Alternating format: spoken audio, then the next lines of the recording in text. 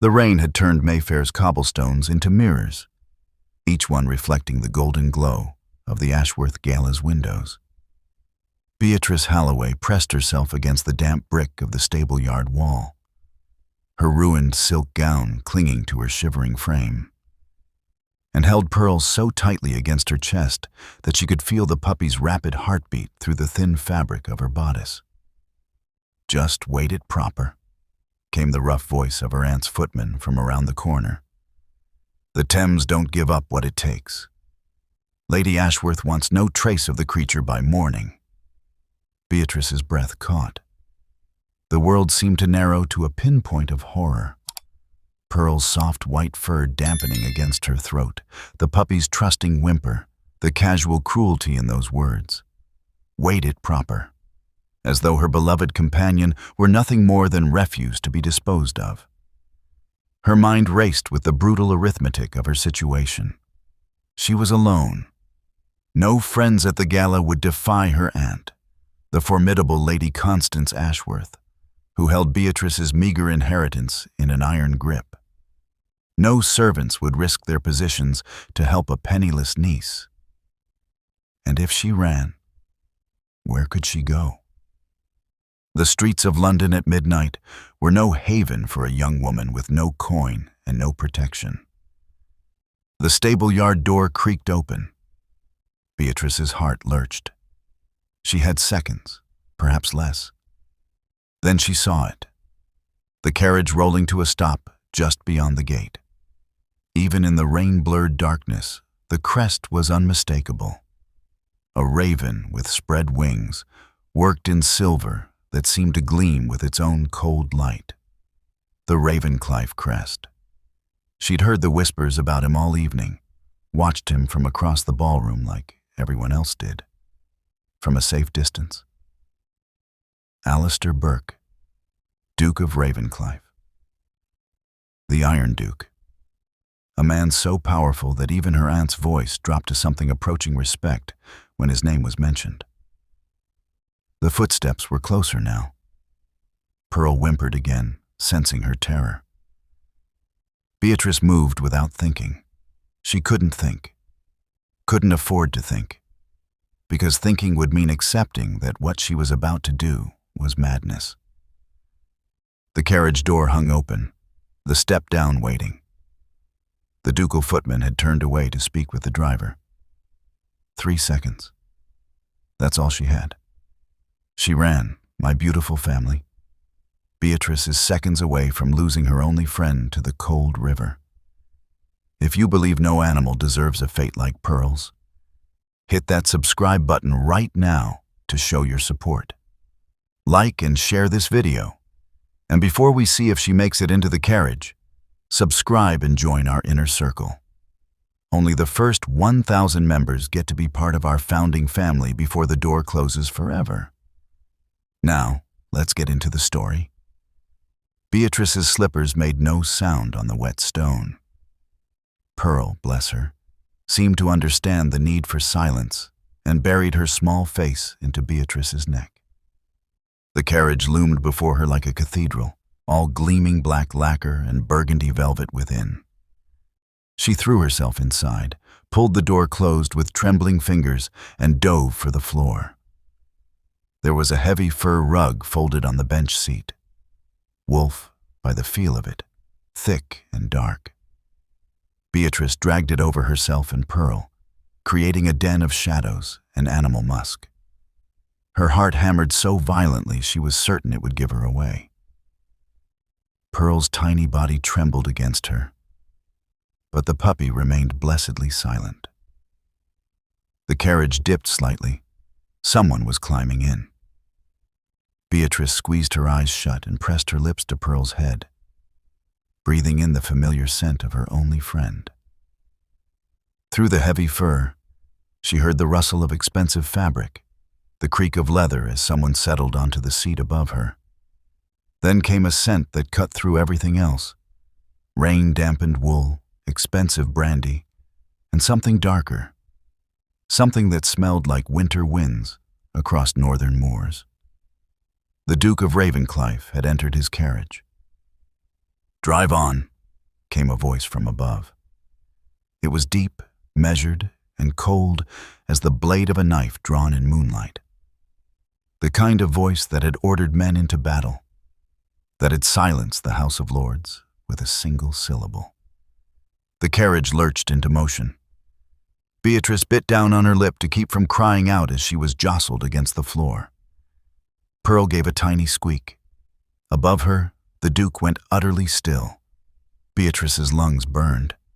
She realized she'd been holding her breath. She forced herself to release it slowly, silently. Perhaps he hadn't heard. Perhaps the sound of rain on the carriage roof and the rattle of wheels on cobblestones had masked Pearl's small noise.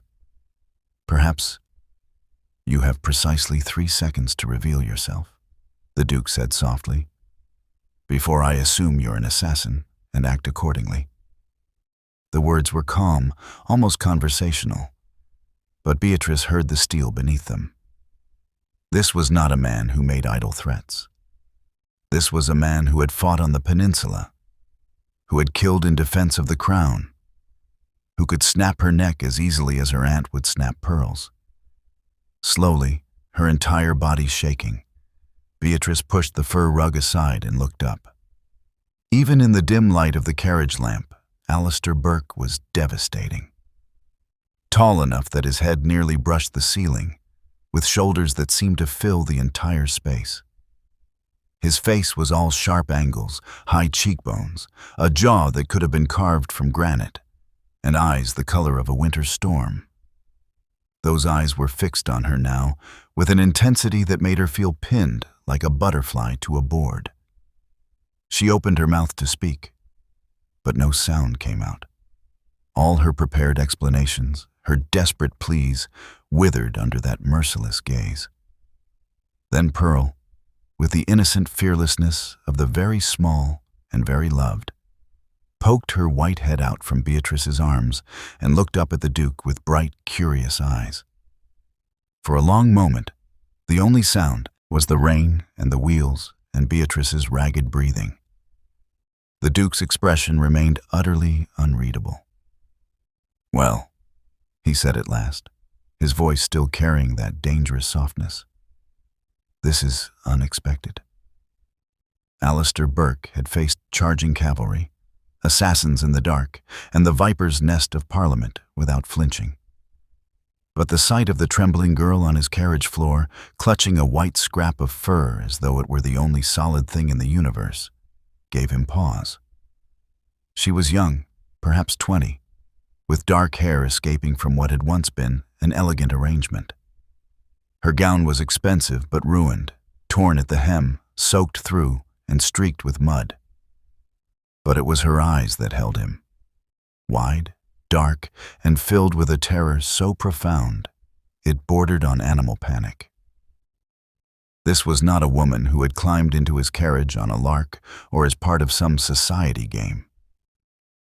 This was someone running for her life. "Your Grace," she managed, her voice barely above a whisper. I can explain."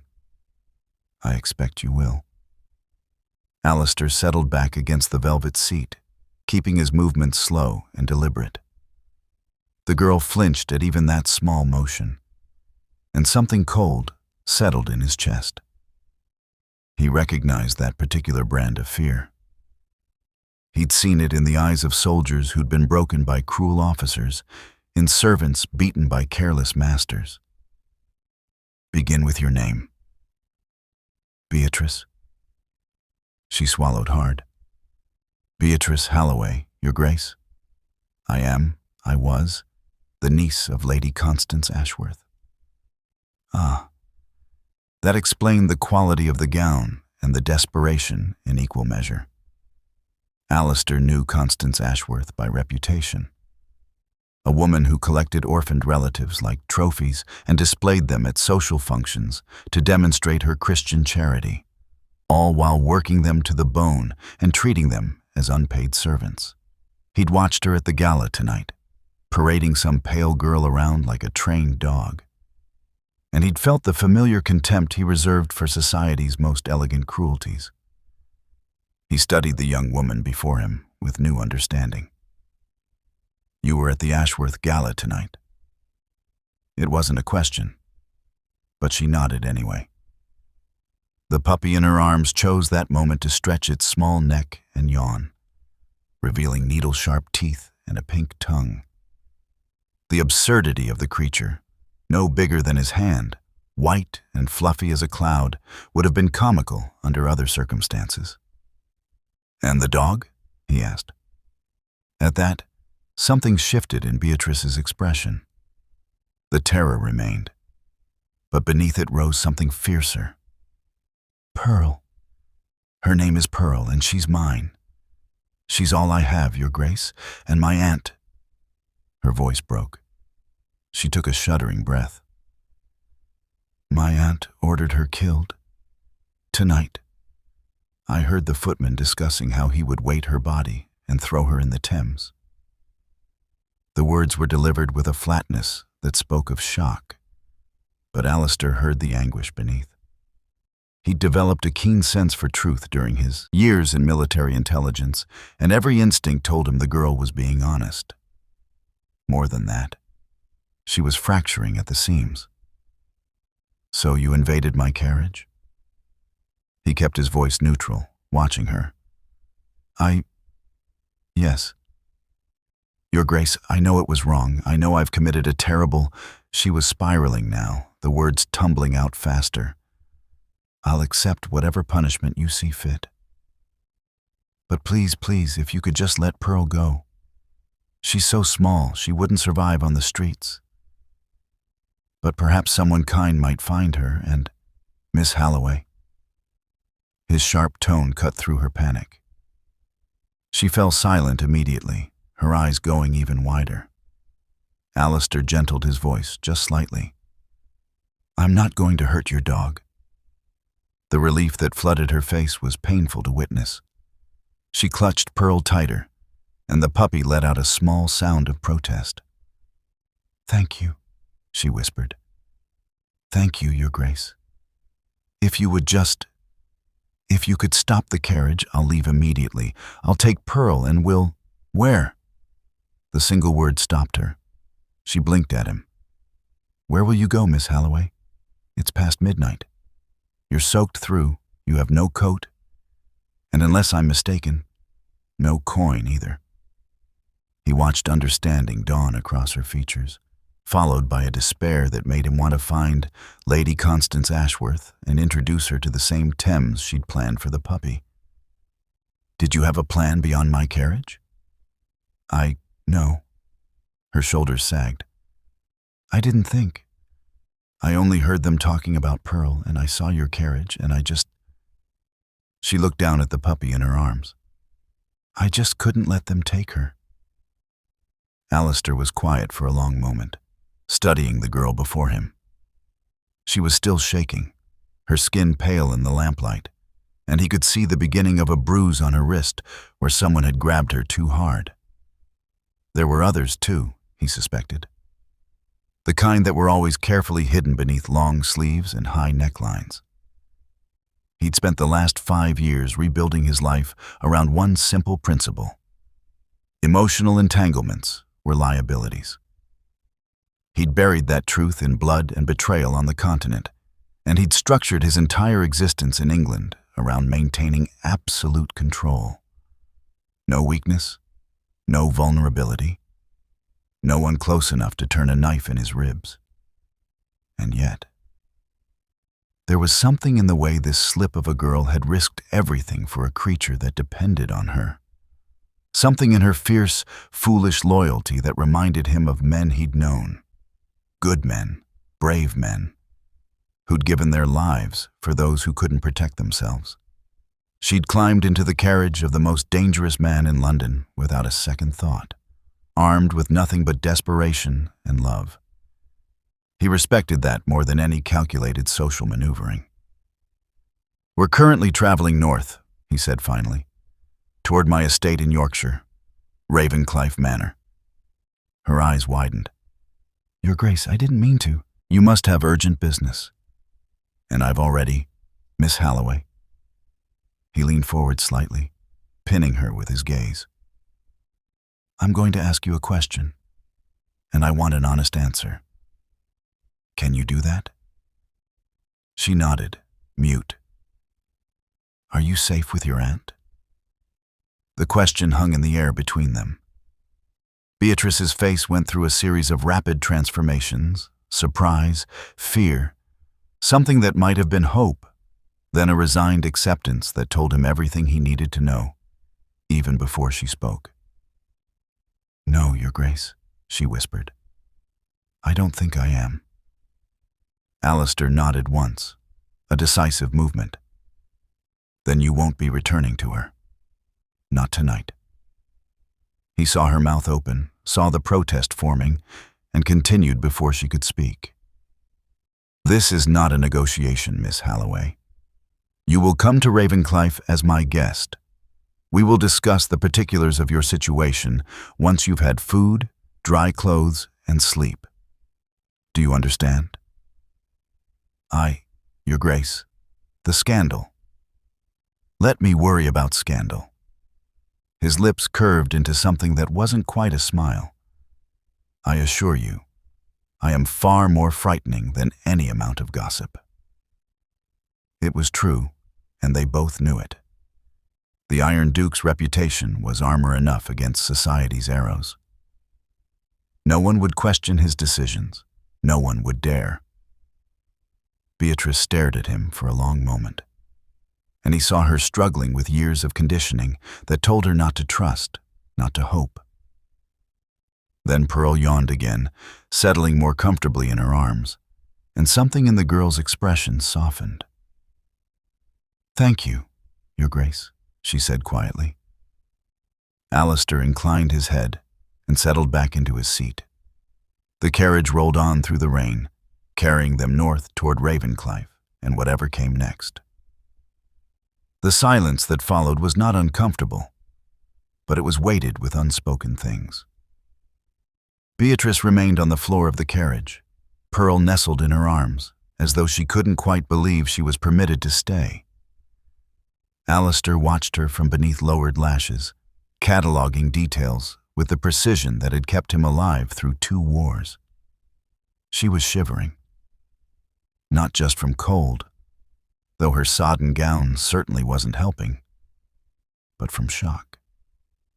Her breathing was still too shallow, too quick, and her eyes kept darting to the carriage door as though expecting it to burst open and reveal her aunt's footman. The puppy seemed to sense her distress, burrowing closer and licking at her chin with determined affection. "You can sit on the seat, Miss Halloway," Alistair said quietly. "I won't bite." She looked up at him, startled, then down at herself as though only just realizing she was still huddled on the floor like a criminal.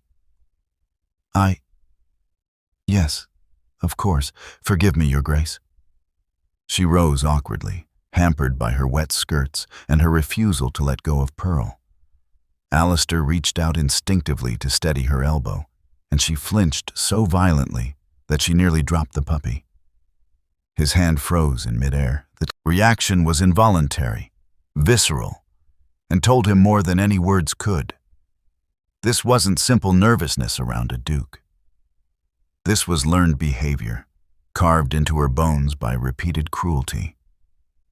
He withdrew his hand slowly, keeping his movements predictable, the way one might approach a wounded animal. "I apologize," he said, his voice carefully neutral. "I should have asked permission." Beatrice's face flushed with mortification. "No, Your Grace, that was unforgivably rude of me. You've been nothing but kind, and She was spiraling again. He could see it. "Sit down," he said, more firmly this time. "Before you fall down." She obeyed, perching on the edge of the seat opposite him, with Pearl in her lap. The puppy immediately began investigating the velvet upholstery with her nose, tail wagging with the oblivious joy of the very young. Despite everything, Alistair felt his mouth quirk slightly at the sight. "How old is she?" he asked, nodding toward Pearl. 4 months, Your Grace." Beatrice's voice softened when she spoke of the dog, losing some of its tremor. "I found her in the garden behind my aunt's house. Someone had left her in a basket by the kitchen door. She was so small, and it was raining, and she was crying." She stroked Pearl's head with a tenderness that made something in Alistair's chest constrict. "I couldn't leave her there." "Of course not." He watched the way her fingers moved through the puppy's fur, gentle and sure. "How did your aunt react?" Beatrice's hand stilled. "She said I could keep Pearl if I took on additional duties. The mending for the entire household, lessons for her youngest daughter, managing the correspondence with tradesmen." Her voice flattened. "She said a useless girl should at least make herself useful if she insisted on keeping a useless creature." Alistair's jaw tightened. "And tonight? What changed?" "Lord Pembroke." The name came out like something bitter. "He's an associate of my aunt's, a widower, nearly 60, with debts that would require a very particular sort of wife to manage." She looked down at Pearl.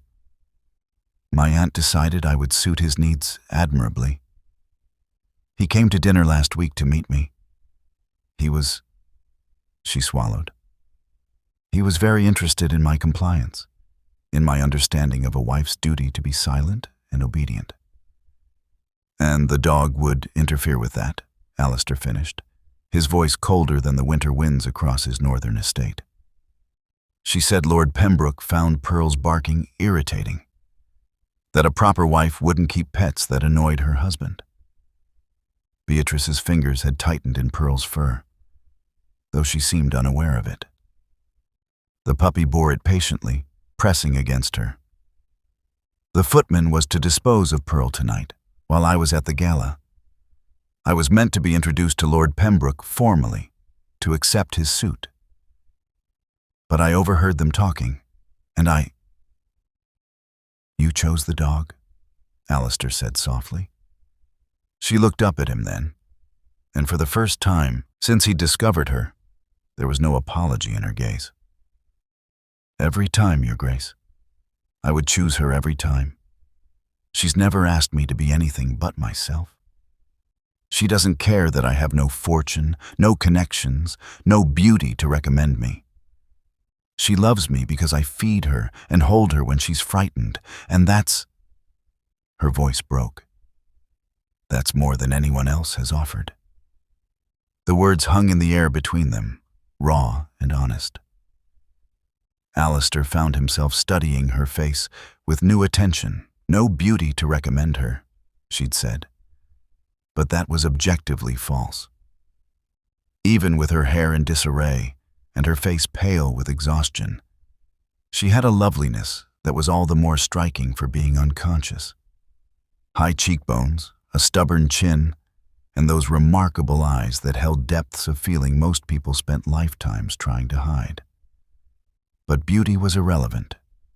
What mattered was the steel beneath the softness, the loyalty that had driven her into a stranger's carriage, the fierce, protective love that radiated from her even now, exhausted and terrified as she was.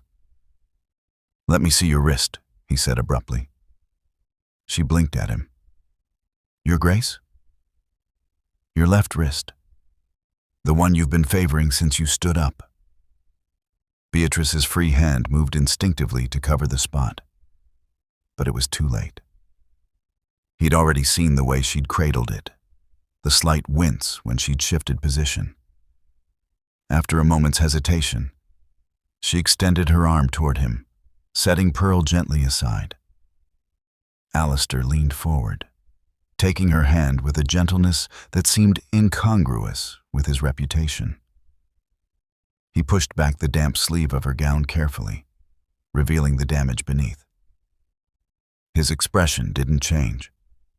Years of military discipline had taught him to control his reactions. But inside, a cold rage was building. The kind he'd only felt on battlefields when he'd seen unnecessary cruelty inflicted on those who couldn't fight back. The bruises on her wrist were clear even in the dim carriage light, 4 distinct marks where fingers had gripped hard enough to leave purple shadows against her pale skin. They were at least a few days old, fading to yellow at the edges. But there were others too, older ones, half-healed, creating a map of violence across her forearm. "Your aunt?" he asked, his voice dangerously soft. "She doesn't like to be kept waiting," Beatrice said quietly. "Or contradicted. Or—" She trailed off, gently pulling her hand back and covering the bruises again. "It doesn't matter now." "It matters." Alistair sat back, his mind working through possibilities with cold precision. "Miss Halloway, I'm going to be very frank with you. Your aunt will come looking for you. She'll claim you've been kidnapped, or that you've run mad, or any number of things that will paint her as the concerned guardian and me as either a villain or a fool. The scandal will be considerable." He watched the hope drain from her face, watched her shoulders curve inward as though preparing for a blow. She reached for Pearl, gathering the puppy back into her arms like a talisman. "I understand, Your Grace," she whispered. "When we reach the next posting inn, I wasn't finished." His tone cut through her resignation. "The scandal will be considerable, but I am not sending you back. Not to her, and certainly not to Lord Pembroke."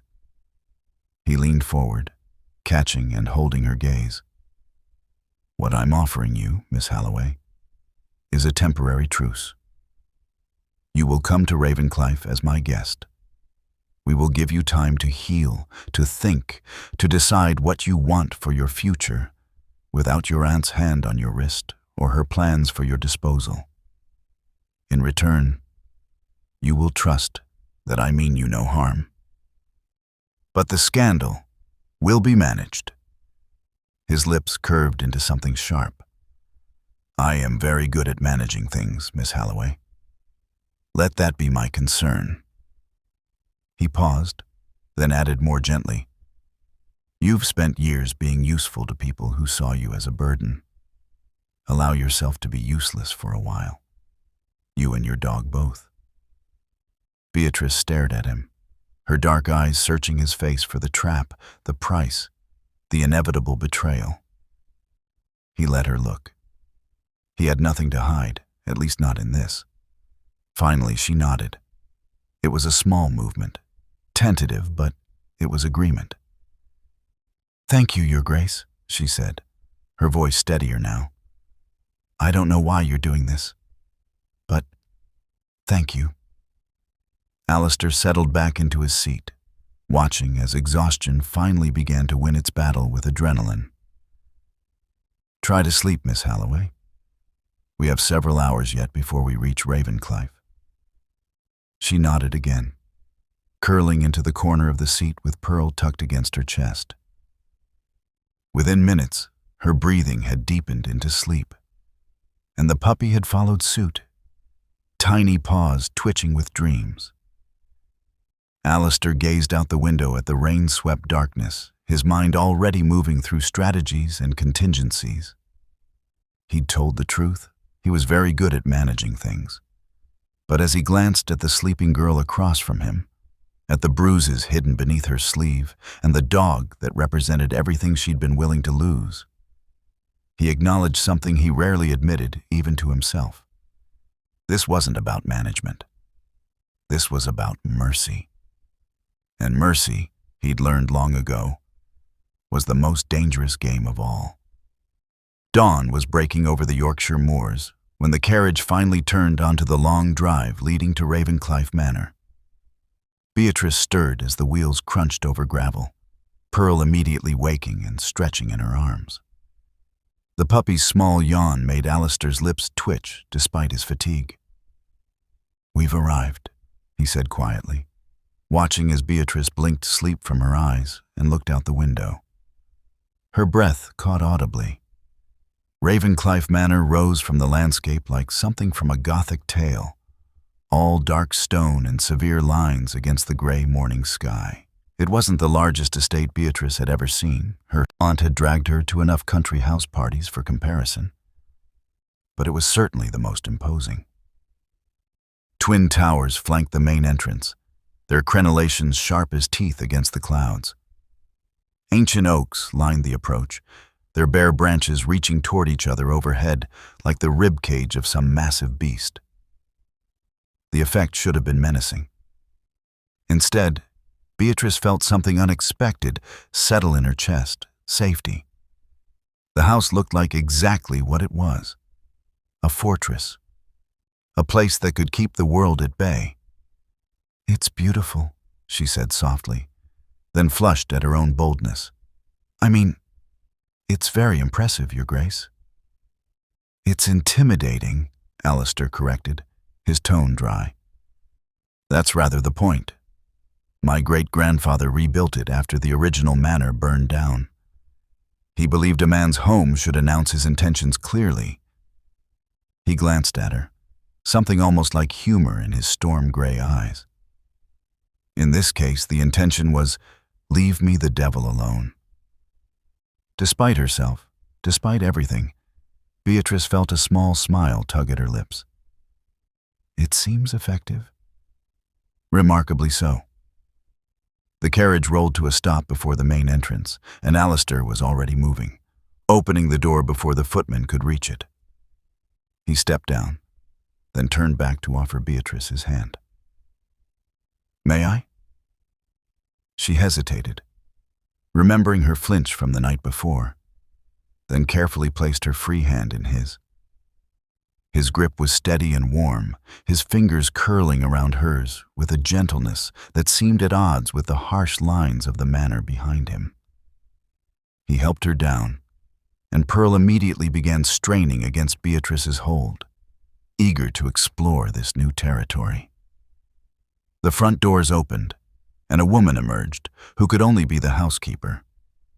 She was perhaps 50, with steel-gray hair tucked severely beneath a white cap and sharp eyes that missed nothing. Those eyes traveled from the Duke to Beatrice to the squirming puppy in her arms, and Beatrice watched the woman's expression shift from surprise to professional neutrality in the space of a heartbeat. "Your Grace," the housekeeper said, dropping into a curtsy. "We weren't expecting you until next week." "Plans changed, Mrs. Blackwood?" Alistair gestured to Beatrice. "This is Miss Beatrice Halloway. She'll be staying with us as my guest. She'll need the blue room prepared, a hot bath drawn, and a full breakfast sent up within the hour." Mrs. Blackwood's gaze sharpened on Beatrice, taking in the ruined gown, the exhausted face, the protective way she held the dog. Something shifted in the housekeeper's expression. Not quite sympathy, but understanding. "Of course, Your Grace." "And the—" She paused delicately. "Creature?" "Pearl," Beatrice said quickly, then bit her lip, realizing she'd spoken out of turn. But Mrs. Blackwood only nodded. "Pearl will need a basket and some scraps from the kitchen, I expect. Perhaps some old blankets for bedding." She looked at Alistair. "Shall I have her kept in the kennels, Your Grace?" "No." The word came from Beatrice before she could stop herself, sharp with panic. Pearl was not going into kennels, not where she couldn't see her, not after everything. "Please, "The dog stays with Miss Halloway," Alistair said calmly, cutting through her rising distress. "Whatever she needs, baskets, blankets, food, see that it's provided. Pearl is also a guest of this house." Mrs. Blackwood's lips twitched in what might have been amusement. "Very good, Your Grace. I'll see to it immediately." She turned to Beatrice, her voice gentling slightly. "If you'll follow me, Miss Halloway, I'll show you to your room." Beatrice looked back at Alistair, suddenly uncertain.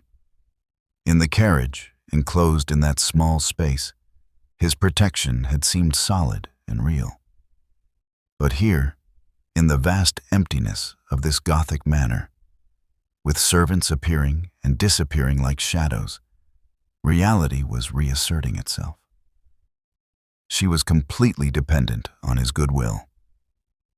If he changed his mind, if he decided she was more trouble than she was worth, she had nowhere to go. No money, no connections, nothing but the ruined gown on her back and the puppy in her arms. As though reading her thoughts, Alistair stepped closer.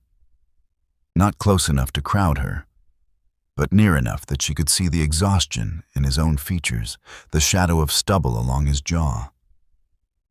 He'd been traveling all night because of her, had taken responsibility for her without hesitation, and she had no idea why. "Miss Halloway," he said quietly, his voice pitched for her ears alone. "I know you're frightened. I know you're waiting for the other shoe to drop, for me to reveal that this kindness comes with conditions or costs." He paused, holding her gaze. "It doesn't. You are safe here. I gave you my word in the carriage, and I don't break my word. Not to anyone, and certainly not to someone who risked everything to save a creature that depended on her." Beatrice felt her throat tighten. What if my aunt comes? "Then I will deal with your aunt." His voice didn't rise, but something in his tone made her believe him absolutely. "She will not take you from Ravenclife against your will. Do you understand me?" She nodded, not trusting her voice. "Good." He stepped back, his expression returning to its usual controlled neutrality. "Get some rest. We'll talk more once you've recovered from the journey." Mrs. Blackwood led her into the manor, through corridors lined with portraits of stern-faced Burkes, who all seemed to share Alistair's uncompromising jaw and intense gaze. The blue room, when they reached it, was on the second floor, facing east. It was smaller than Beatrice had expected, more intimate than grand, with pale blue wallpaper and cream curtains that filtered the morning light into something soft and peaceful. "There's a dressing room through that door," Mrs. Blackwood said, moving efficiently about the room, checking the fire, adjusting the curtains. "I'll have Sally bring up some clothes for you. You're near enough her size that something should fit until we can arrange for a proper wardrobe. The bath will be ready within a quarter hour." She paused, looking at Beatrice with an expression that was almost kind. "His Grace is a good man, miss. Better than most know. You're safe here." Beatrice managed to smile. "Thank you, Mrs. Blackwood." The housekeeper nodded and withdrew, leaving Beatrice alone in the room. She set Pearl down carefully, and the puppy immediately began exploring, sniffing every corner with intense concentration. Beatrice moved to the window, looking out over the wild beauty of the moors, stretching endlessly toward the horizon. She was miles from London, miles from her aunt, miles from Lord Pembroke and his cold assessment of her suitability as a silent, obedient wife. The isolation that should have terrified her felt instead like a gift, distance, space, time to breathe without someone's hand on her wrist. But the fear remained, coiled in her chest like a living thing. She didn't know how to trust this, didn't know how to believe that someone like the Duke of Ravenclife would protect her without wanting something in return. Everyone wanted something. That was the first lesson her aunt had taught her. Pearl trotted back to her, tail wagging, and Beatrice scooped her up. The puppy licked her chin enthusiastically, unconcerned with duchesses or scandals or the precarious nature of their situation. "We're safe," Beatrice whispered to her, testing the words. "He said we're safe." Pearl yapped softly in agreement, and Beatrice held her close, looking out at the gray sky and wondering if it was possible to trust in mercy when you'd spent so long learning that kindness always came with a price. Below, in his study, Alistair stared at the stack of correspondence that had accumulated in his absence and felt none of his usual drive to address it. Instead, his mind was full of bruised wrists and terrified eyes, of a girl who'd chosen loyalty over safety and a puppy who'd become her only friend. He'd told her the truth. She was safe at Ravenclife. He would make certain of it. What he hadn't told her, what he was only beginning to acknowledge himself, was that her safety had become important to him in a way that had nothing to do with duty or honor, and everything to do with the fierce protectiveness that had surged through him when he'd seen those bruises. The Iron Duke, who had sworn never to let anyone close enough to matter, had apparently decided to make an exception.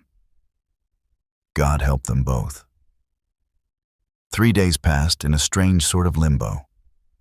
Beatrice spent most of her time in the Blue Room, venturing out only for meals that were sent up on trays and brief walks in the enclosed garden behind the manor. She'd seen Alistair only in passing, a glimpse of his tall figure striding down a corridor, his voice drifting from behind the closed door of his study as he spoke with his steward. He was giving her space, she realized. Distance to recover, to adjust, to believe that his promise of safety was real. But the distance also meant uncertainty. Each day that passed without confrontation felt like borrowed time, and Beatrice found herself tensing at every footstep in the hall, every knock at her door. Pearl, at least, had adapted beautifully. The puppy had claimed the manor as her kingdom, prancing down corridors with her tail held high, charming even the most stoic footmen with her antics. It was Pearl who shattered the careful distance on the 4th morning. Beatrice had finally ventured beyond the gardens, drawn by the sound of piano music drifting from somewhere on the ground floor. She followed the melody through the corridors, Pearl trotting at her heels, until she found herself standing in the doorway of what was clearly the music room. Alistair sat at a massive grand piano, his fingers moving over the keys with surprising grace. He'd removed his coat, and his shirt sleeves were rolled to his elbows, revealing forearms corded with muscle. The piece he played was melancholy and beautiful. Something by Beethoven, if Beatrice wasn't mistaken. She must have made some sound, because his hand stilled and he looked up, his gray eyes finding hers across the room. "Miss Halloway?" He didn't sound displeased, merely surprised. "I hope I didn't wake you." "No, She clutched her hands together, suddenly aware that she was intruding. "I heard the music. I didn't mean to interrupt." "You're not interrupting."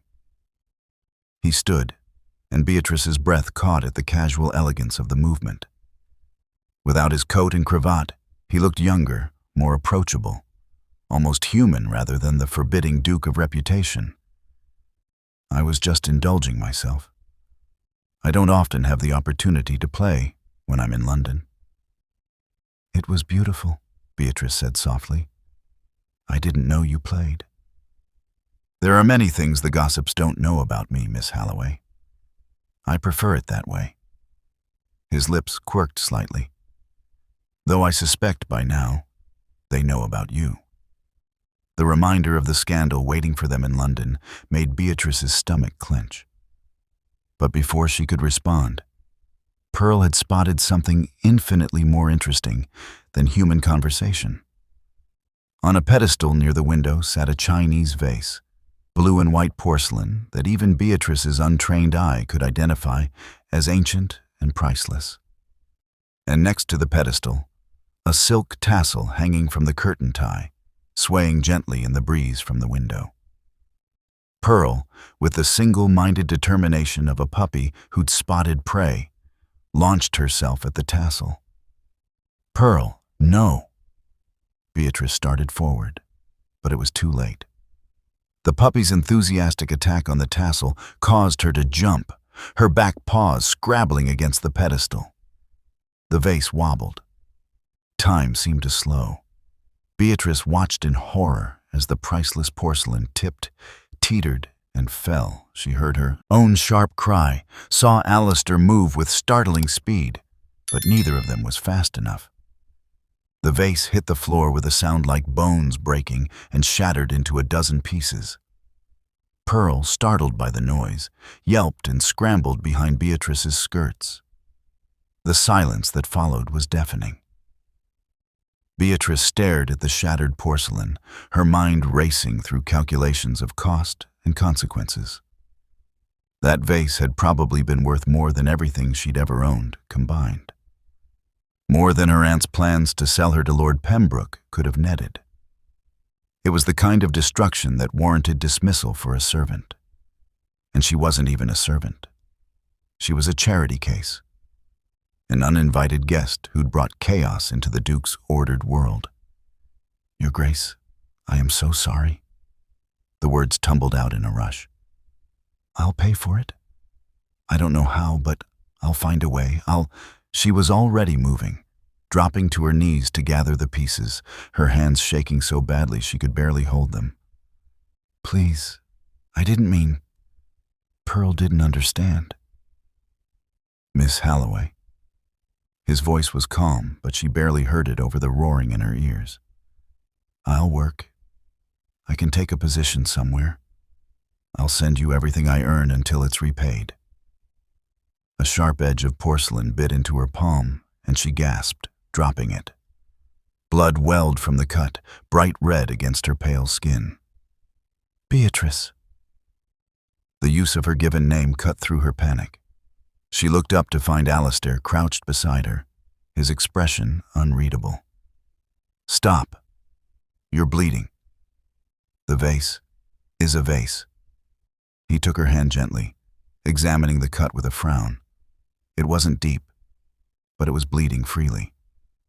"It can be replaced. Your hand cannot." He produced a handkerchief from his pocket and pressed it against her palm, his larger hand enfolding hers. "And for God's sake, stop apologizing." Beatrice stared at him, unable to comprehend what she was hearing. But it must have been worth £800 at auction, according to my father's inventory. Alistair said it as calmly as if he were discussing the weather. "Ming Dynasty, gifted to my great-grandfather by an ambassador. Quite rare." £800. Beatrice felt dizzy. She'd be working for years, decades, to repay such a sum. "Your Grace, It was also," he continued, his tone taking on a hint of something that might have been amusement, "the single ugliest thing in this room. I've wanted to be rid of it since I inherited the estate. But my mother assured me it was too valuable to simply give away." He glanced at Pearl, who was peeking out from behind Beatrice's skirts with cautious eyes. "It appears your dog has saved me from a lifetime of looking at it." Beatrice blinked. "You're not angry?" "With you?" "No." He kept his hand wrapped around hers, maintaining gentle pressure on the cut. "With the puppy? Certainly not. She's 4 months old and doing what puppies do." He met her gaze, and something in his expression softened. "Beatrice, do you know what I see when I look at you?" She shook her head mutely. "I see someone who spent so long being punished for things that weren't her fault, that she can't distinguish between a genuine accident and a crime." His thumb brushed across her knuckles, the gesture unconscious and gentle. "A broken vase is nothing. Less than nothing. It's porcelain and paint and the pretentious taste of a dead ancestor. Your safety, your peace of mind, those are what matter here." "I don't understand," she whispered. "In my aunt's house, if I broke something, this is not your aunt's house." His voice hardened slightly, though his touch remained gentle. "And I am not your aunt. Here, you are allowed to make mistakes. You are allowed to exist without perfection. You are allowed to breathe." He paused, then added more softly, "So is Pearl." As if summoned, the puppy ventured out from hiding and approached Alistair cautiously. He released Beatrice's hand long enough to scratch Pearl behind the ears, his large fingers gentle on her small head. The puppy's tail began to wag tentatively. "See," he said. "No one is angry with you, little one. Though perhaps we should keep you away from pedestals for a while." Beatrice felt something crack open in her chest, something that had been frozen and tight for so long she'd forgotten it was there. Tears stung her eyes before she could stop them. "I'm sorry," she said again. But this time it was for the tears, not the vase. "Don't be." Alistair produced another handkerchief. How many did the man carry? And offered it to her. "Cry if you need to. Rage if you need to. This is your home now, for as long as you need it. And you're allowed to feel things here. Your home." The words settled over her like a blanket, warm and impossible. Beatrice took the handkerchief and pressed it to her eyes, trying to regain some composure. When she finally looked up, Alistair was watching her with an expression that made her breath catch. There was no pity in his gaze, no judgment, only a fierce protectiveness that she was beginning to recognize and, terrifyingly, to trust. "Thank you," she managed. "For everything. For the vase. For Pearl. For—" She gestured helplessly around the room, unable to find words for the sanctuary he'd given her. "You don't need to thank me for basic decency, Beatrice." He stood, offering his hand to help her up. This time she took it without hesitation. "Now, let's get that cut properly cleaned, and then perhaps you'd like to hear the rest of the Beethoven? I promise I'll warn Pearl away from any other priceless artifacts." As he led her from the music room, calling for Mrs. Blackwood to bring bandages and to have someone clear up the porcelain, Beatrice felt the last of her careful defenses begin to crumble. She'd spent 4 days waiting for the Duke of Ravenclife to transform into something cruel, to reveal that his kindness had limits and conditions. Instead, she was beginning to suspect something far more dangerous, that his kindness might be real, and that she was already halfway to losing her heart to the man they called the Iron Duke. The evening found them in the library, a room that had quickly become Beatrice's favorite. Floor-to-ceiling shelves held thousands of volumes, and a fire crackled in the massive hearth, casting dancing shadows across the worn leather furniture. Pearl was curled in a basket near the fire, her small body rising and falling with the deep breaths of puppy sleep. Beatrice sat in a wing chair with a book of poetry she wasn't really reading, too aware of Alistair's presence on the opposite side of the fireplace. He'd been working through correspondence, his pen scratching steadily across paper for the better part of an hour. But now he'd set the pen aside and was staring into the flames with an expression that made something in Beatrice's chest tighten. He looked haunted, she thought, like a man watching ghosts dance in the fire. "Your Grace?" The words were out before she could stop them. "Are you well?" He glanced at her, seeming to return from somewhere very far away. "Alistair," he said quietly. "When we're alone like this, please call me Alistair. Your Grace makes me feel ancient." "That wouldn't be proper," Beatrice said. But her voice lacked conviction. Propriety seemed a distant concept in this room, with the fire warming them and the darkness pressing against the windows. "Propriety fled the moment you climbed into my carriage, Beatrice." His use of her name still sent a flutter through her stomach. "I think we're well past such concerns now." He was quiet for a moment, then added, "I was thinking about something you said, about Pearl being the only one who loved you without conditions." Beatrice set down her book, her full attention on him now. "Yes? I understand that," he said softly. "More than you might think." He leaned back in his chair, his long fingers steepled beneath his chin. "Would you like to know why they call me the Iron Duke, Beatrice? The real reason, not the gossip?" She nodded, hardly daring to breathe. "I was engaged once," he began, his voice carefully neutral in a way that told her the neutrality cost him.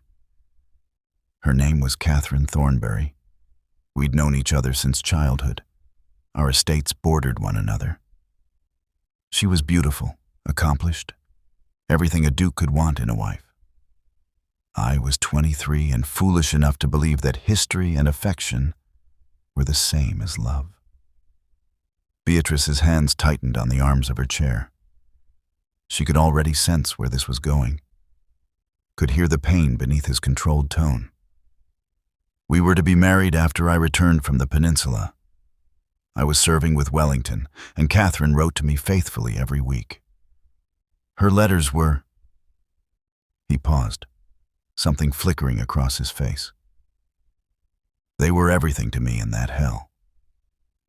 Proof that there was something beautiful and untouched waiting for me at home, something worth surviving for. Pearl stirred in her sleep, making a small sound. Alistair's gaze drifted to the puppy, and Beatrice saw his expression soften for just a moment before hardening again. "I was injured at Salamanca," he continued. "Took a saber to the ribs that should have killed me. It was months before I was well enough to travel, and Catherine's letters became less frequent. I told myself she was busy with wedding preparations, that she missed me as much as I missed her. His laugh was bitter. I was remarkably naive. "What happened?" Beatrice asked, though part of her didn't want to know, didn't want to hear whatever had carved that emptiness into his voice. "I came home unannounced, wanting to surprise her. I went directly to her family's estate." He was staring into the fire again, his jaw tight. "I found her in the garden, with my cousin, Edmund. They were..." He stopped, and Beatrice saw his hands clench.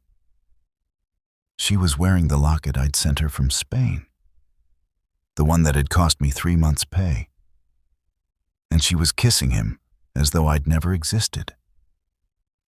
"Oh, Alistair." His name slipped out without thought, carrying all the compassion she felt. "She hadn't been planning to tell me," he said, his voice dropping even lower. "She'd intended to marry me as planned, secure the title and the fortune, and continue her affair with Edmund in secret. She only confessed because I caught them. Do you know what she said when I confronted her?" Beatrice shook her head, her throat tight.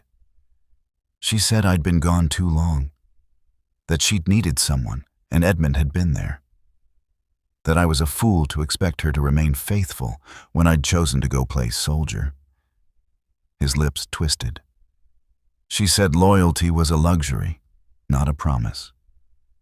That everyone betrayed everyone eventually. It was simply a matter of time and opportunity." "That's not true," Beatrice said fiercely. "That's not... People aren't all like that." "Aren't they?" He looked at her then, and the rawness in his gaze made her want to cross the room and do something utterly inappropriate, like take his hand or touch his face. "Edmund was my closest friend, Beatrice. We'd grown up together, fought together. I trusted him with my life. And Catherine..." He exhaled slowly. "I'd loved her. Or I thought I had. But what I loved was the idea of her, the image she'd presented in those letters. The real woman was a stranger who saw me as nothing more than a title to be secured." "So you became the Iron Duke," Beatrice said softly, understanding now. "You made yourself untouchable." "I made myself safe," he corrected. "I swore I would never again allow anyone close enough to betray me. No emotional attachments, no vulnerability, no trust. Just duty and honor, and the cold comfort of control." He ran a hand through his dark hair, disheveling it. "It worked remarkably well. For 5 years I've been exactly what they call me, iron, unbending, unfeeling, unmoved by anything resembling sentiment. "And then I climbed into your carriage," Beatrice whispered. "And then you climbed into my carriage." His gaze locked with hers across the firelight. "Do you know what I saw that night, Beatrice? I saw a girl who'd risked everything, her safety, her reputation, her future, for a creature that depended on her. No calculation, no weighing of advantage. Just absolute, unshakable loyalty to something she loved." His voice roughened. "I'd forgotten that kind of loyalty existed. That kind of love." Beatrice felt tears prickling her eyes. "It was just Pearl. Just a puppy." It was everything. He leaned forward, his elbows on his knees, his intensity pinning her in place. "Don't you see? In a world where people like Catherine and your aunt treat loyalty as a commodity to be traded, where love has conditions and costs, you chose to protect something helpless at the cost of everything you had. That's not just anything, Beatrice. That's the rarest thing I've ever encountered." "You did the same," she said, her voice barely above a whisper. "You protected us. Me and Pearl both. You didn't have to, but you did. Because I recognized something in you." He held her gaze, and Beatrice felt the air between them charged with something electric and dangerous. "I recognized the person I used to be, before Catherine taught me that trust was foolish. And I thought—" He paused, seeming to struggle with the words. "I thought perhaps if I could keep you safe, if I could prove that sanctuary without conditions was possible, then maybe the world wasn't entirely composed of betrayers and the betrayed." "You're not iron," Beatrice said, the certainty of it ringing through her. "You never were. You're just wounded." Something flickered across his face, surprise perhaps, or recognition. "We're both wounded," he said quietly. "The difference is, you haven't let it make you cruel. Neither have you." They sat in silence for a long moment, the fire crackling between them. Pearl woke and stretched, then trotted over to Beatrice, who scooped her up automatically.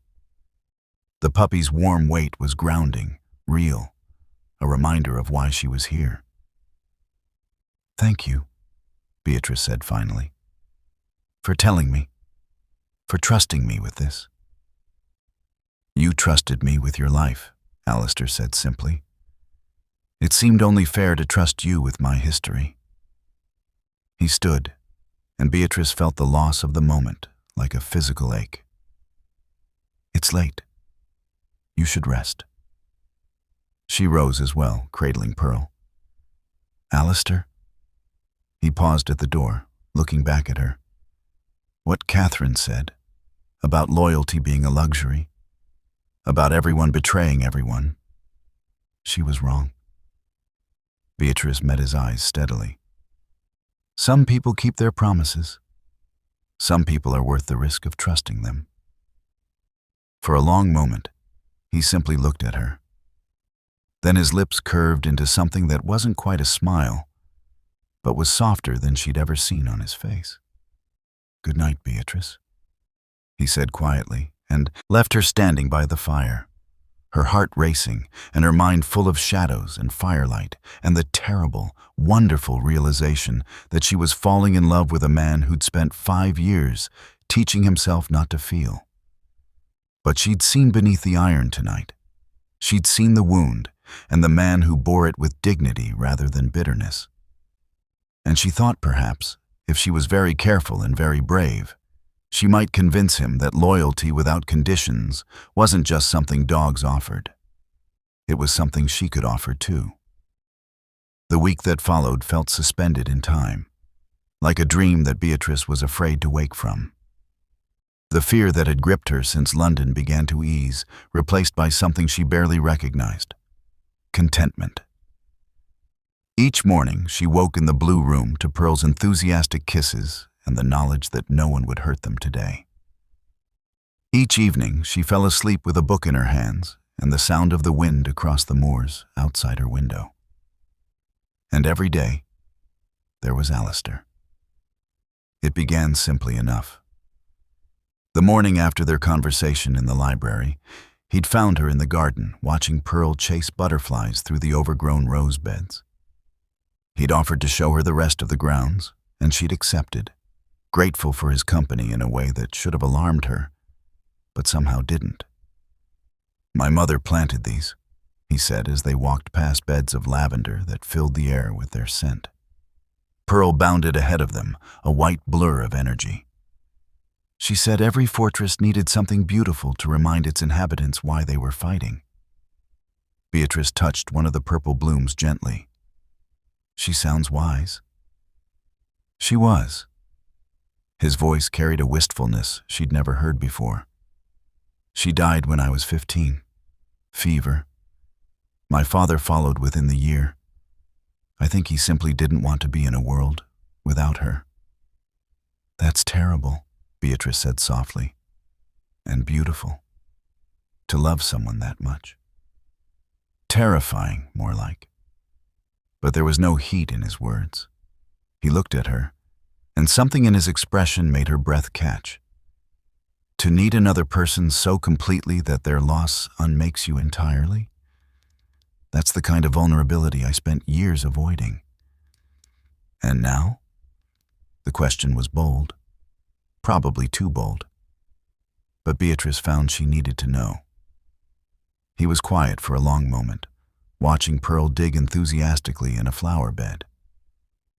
"Now I'm beginning to wonder if avoiding vulnerability isn't just another form of surrender." They walked on, and Beatrice felt something shift between them. Some invisible barrier thinning like morning mist in sunlight. The next day, he appeared at breakfast with a proposition that made her eyes widen. "You should learn to ride," he announced, as though this were the most natural suggestion in the world. What?" Beatrice set down her teacup with a clatter. "Your Grace, I've never, that is, my aunt considered such things unsuitable for Alistair," he corrected gently. "And your aunt considered many things unsuitable that were, in fact, perfectly reasonable. The moors are beautiful on horseback, and you should see them properly." He paused, then added with a slight smile, "Besides, Pearl has been terrorizing the stable cats. Perhaps a daily ride would tire her out." That was how Beatrice found herself in the stable yard an hour later, dressed in a borrowed riding habit that Mrs. Blackwood had produced with remarkable efficiency. The mare Alistair led out was a gentle dappled gray named Moonlight, with kind eyes and a patient demeanor. "She's beautiful," Beatrice breathed, approaching cautiously. "And unflappable," Alistair added. "She was my mother's favorite. I can't think of a better horse for a first lesson." He demonstrated how to offer Moonlight an apple, his hand guiding Beatrice's until the mare took it gently. "There. You're friends now." Learning to ride was harder than Beatrice had imagined. Her muscles protested, her balance was precarious, and she felt certain she would tumble off at any moment. But Alistair was patient in a way she'd never expected. His instructions clear and encouraging, his hand steadying her when she wobbled. "Don't grip with your knees quite so hard," he said, one hand on her ankle, adjusting her position in the stirrup. "Think of it as a conversation between you and the horse. You're partners, not adversaries." "Easy for you to say," Beatrice muttered, but she was smiling. "You're not the one who might end up in the dirt." "I fell off my first horse 17 times, he said solemnly. "My father kept count. He said it built character." She looked down at him, surprised. You? The Iron Duke fell off a horse 17 times? The Iron Duke was once a boy who couldn't stay in a saddle to save his life. His gray eyes held warmth and something that might have been mischief. Don't tell anyone. It would ruin my reputation. Your secret is safe with me, Beatrice promised, and felt her heart swell with the intimacy of it. This small confession, this glimpse of the boy he'd been before loss and betrayal, had carved him into something harder. By the third day, she could walk moonlight around the paddock without assistance. By the fifth, they ventured onto the moors themselves, Alistair on his massive black stallion, Dante beside her. Pearl had been left in Mrs. Blackwood's capable care, much to the puppy's vocal displeasure. The moors stretched endlessly in every direction, wild and windswept and breathtaking. Purple heather dotted the landscape, and the sky seemed impossibly vast, unmarred by the smoke and crowds of London. Beatrice felt something in her chest expand, as though there was finally room for her to breathe properly. "It's magnificent," she said, pulling moonlight to a stop on a rise that overlooked the valley. Alistair drew up beside her, his eyes scanning the landscape with the ease of long familiarity. "It's home," said simply.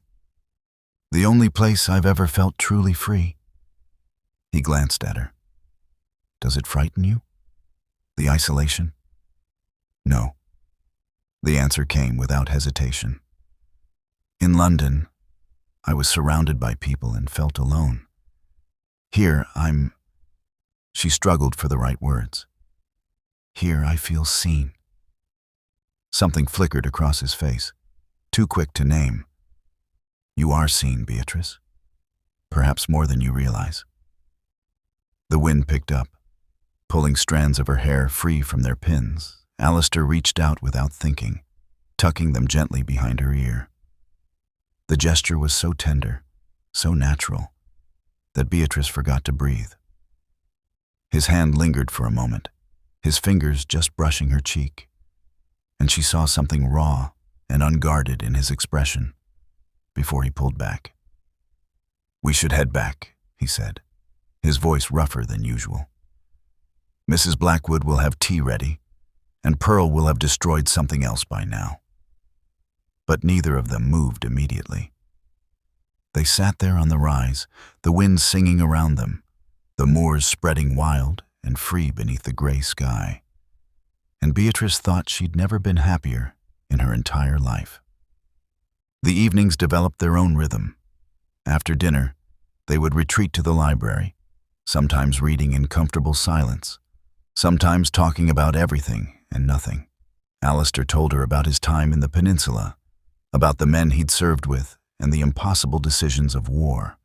Beatrice found herself sharing stories from her childhood, before her parents died, when life had been full of laughter and possibility. "My father used to take me to the shore," she said one night, curled in her usual chair with Pearl dozing in her lap. "We'd search for shells and build castles in the sand. He said every person needed a castle of their own, even if it was just made of sand and dreams." "He sounds like a good man," Alistair said quietly. "He was." Beatrice smiled at the memory, bittersweet but no longer painful. "He would have liked you, I think. He always said the best people were the ones who'd been broken and chose to mend themselves rather than break others." "Is that what you think I'm doing?" There was something vulnerable in the question. "Mending?" She looked at him across the firelight, this man who'd saved her without hesitation, who'd shown her patience and kindness when she'd expected neither, who'd shared his wounds and trusted her with his truth. "I think we're mending each other," she said softly. The silence that followed was full of unspoken things. Alistair's gaze held hers, and Beatrice saw in his eyes what she felt in her own heart, this fragile, terrifying, wonderful thing growing between them. Too precious to name, yet too powerful to ignore. "Beatrice," he began. then stopped. She saw him struggle with something, saw the war between his careful control and whatever he was feeling. Finally, he simply said, "I'm glad you climbed into my carriage that night." "So am I," she whispered. The week passed like water through fingers, precious and fleeting. Beatrice knew it couldn't last, that eventually the world would intrude, that her aunt or scandal or simply reality would shatter this perfect sanctuary they'd built. But for now, riding across the moors with Alistair beside her, reading by the fire while he worked at his desk, teaching Pearl not to chase the stable cats while he watched with barely concealed amusement. For now, this was enough. More than enough. It was everything she had never known she needed. And when she caught him watching her with an expression that made her heart race, when his hand lingered on hers a moment too long, when his voice softened in that particular way that felt like a caress, she allowed herself to hope that perhaps, just perhaps, he felt it too. This thing between them that had no name yet, but felt like coming home. The peace shattered on the 8th morning. Beatrice was in the garden with Pearl, watching the puppy investigate a particularly interesting patch of earth, when she saw Alistair striding toward her from the house. Even at a distance, she could read the tension in his shoulders, the tight set of his jaw. Her contentment evaporated like morning dew, replaced by the old familiar dread. "What's happened?" she asked as he drew near. He held out a folded newspaper without preamble. This arrived from London with the Morning Post. Beatrice took it with trembling fingers. The headline seemed to leap off the page. "Duke of Ravenclife implicated in mysterious disappearance."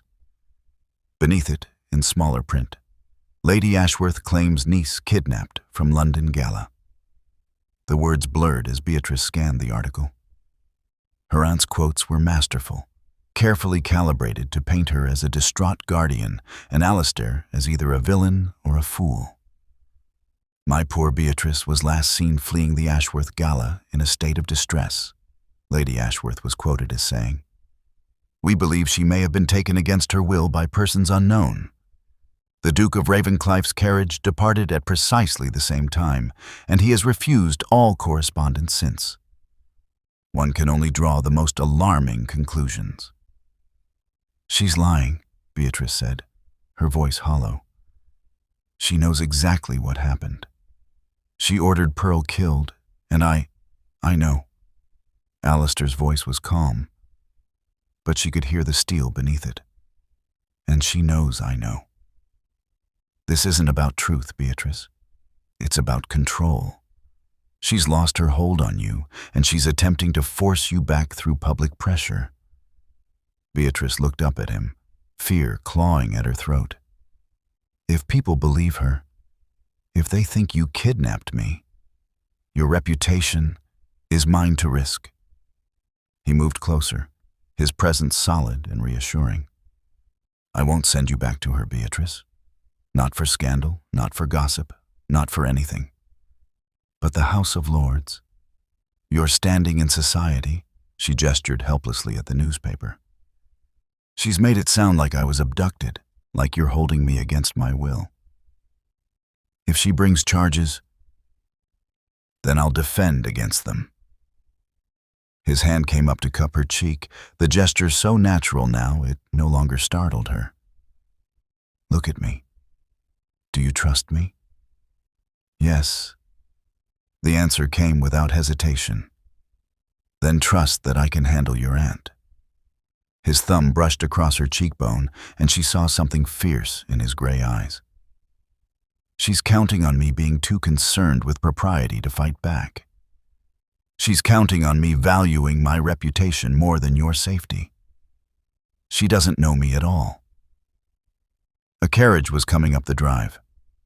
Beatrice spotted it over Alistair's shoulder, her stomach dropping. "Are you expecting someone?" He turned, his expression darkening. "No, but I suspect I know who it is." He lowered his hand from her face, but caught her fingers instead, squeezing gently. Stay close to me. Whatever happens, you're safe. I promise you that. The carriage bore the Ashworth crest. Beatrice felt her breath leave her body as it rolled to a stop before the house. The door opened, and her aunt emerged in a swirl of black silk, followed by a man Beatrice recognized with a sickening lurch, Lord Pembroke, the widower her aunt had chosen as her future husband. Lady Ashworth was tall and imposing, with iron-gray hair and eyes like chips of ice. She'd always reminded Beatrice of a bird of prey, beautiful in a harsh way, always watching for weakness. Lord Pembroke was exactly as Beatrice remembered, 60 years old at least, with cold eyes and a mouth that suggested cruelty disguised as discipline. Your Grace. Lady Ashworth's voice carried across the garden, pitched to convey both relief and reproach. Thank heavens. We've been beside ourselves with worry. My poor niece. She caught sight of Beatrice, and her expression shifted to something that might have passed for maternal concern if one didn't know her. Beatrice, darling, you're safe. When you disappeared from the gala, we feared the worst.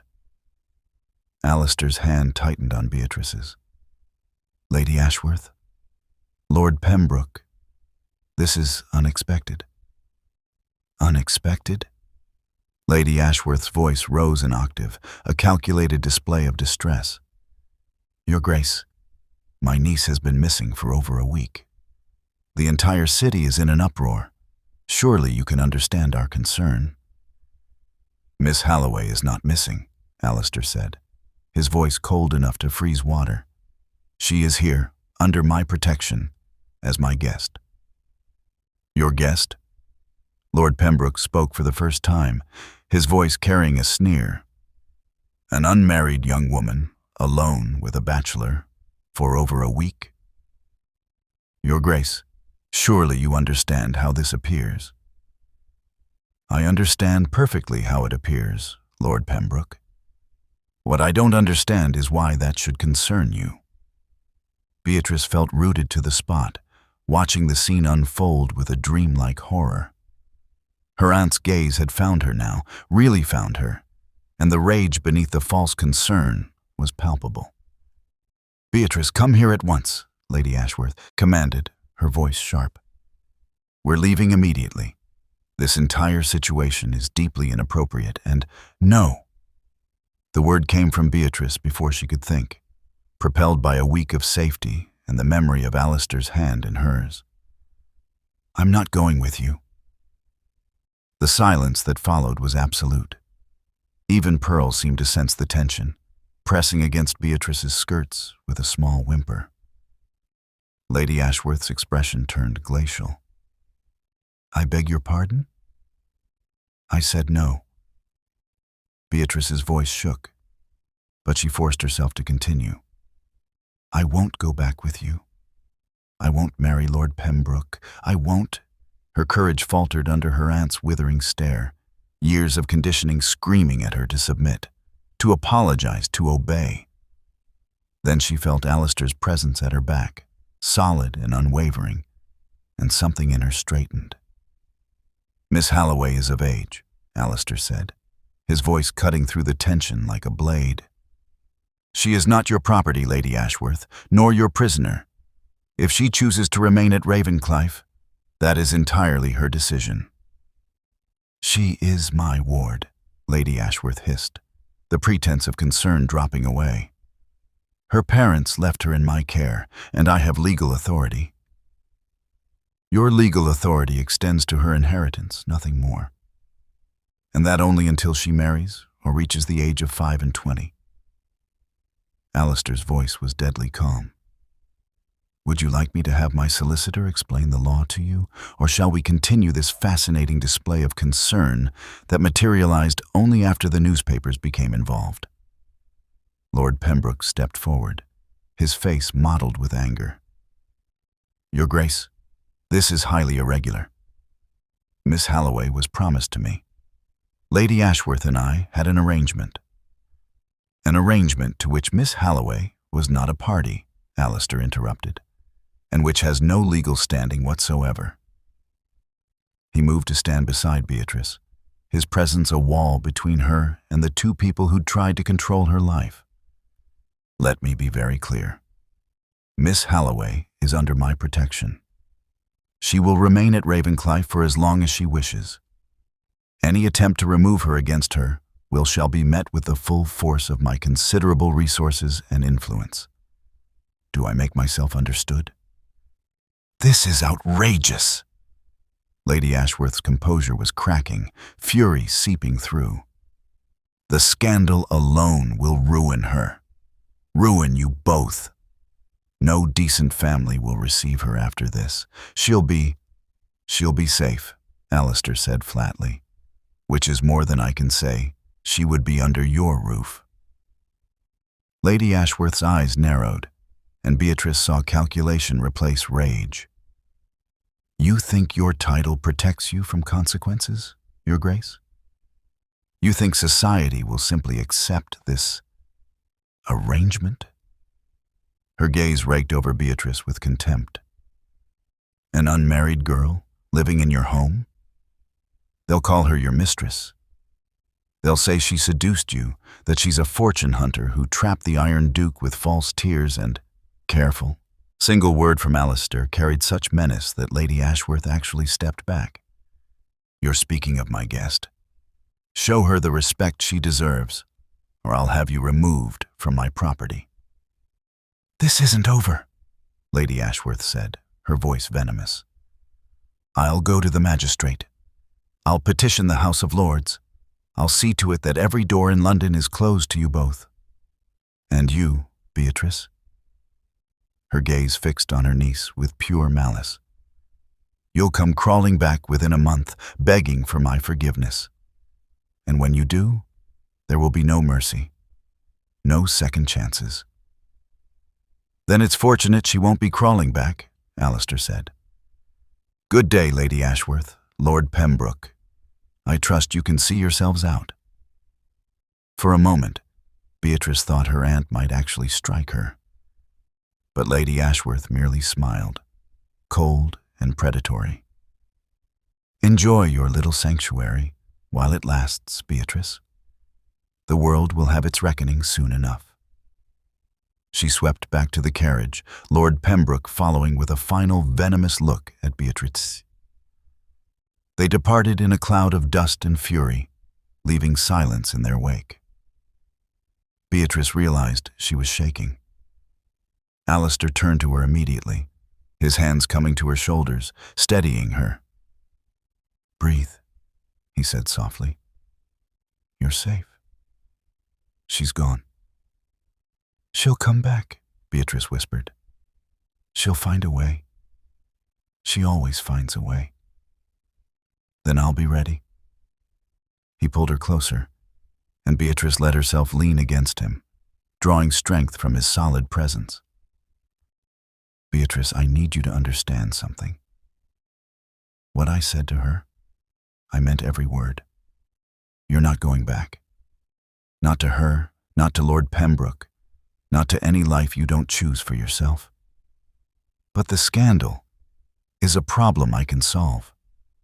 He pulled back just enough to meet her eyes. Trust me. Please. She nodded, though fear still coiled in her stomach. Her aunt had never been one to accept defeat gracefully, and Beatrice knew this was far from over. But as Alistair led her back toward the house, Pearl trotting faithfully at her heels, she felt something else beneath the fear. Hope. And the fierce, desperate wish that the man beside her might be strong enough to keep his promise. The afternoon sun cast long shadows across Ravenclife's entrance hall as Alistair stood at the window, watching the second carriage approach in as many hours. This one was grander than the first, polished to a mirror shine and accompanied by outriders in Ashworth livery. His jaw tightened. Lady Ashworth was not a woman who accepted defeat gracefully, and she'd clearly decided to escalate.